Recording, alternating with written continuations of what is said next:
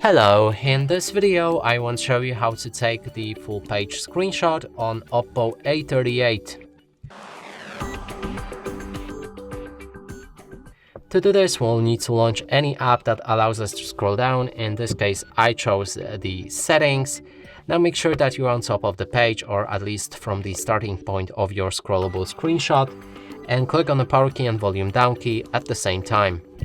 This should make a screenshot, and now on this pop-up we're gonna go for a scroll. It should begin to slowly scroll down the entire page. You can click on done when you're satisfied with the amount of it, and when it reaches bottom, anyway, we need to click on done, and here's the full page screenshot. And that's it for this video. Hope you like it. Please consider subscribing to our channel, leave a like and a comment below.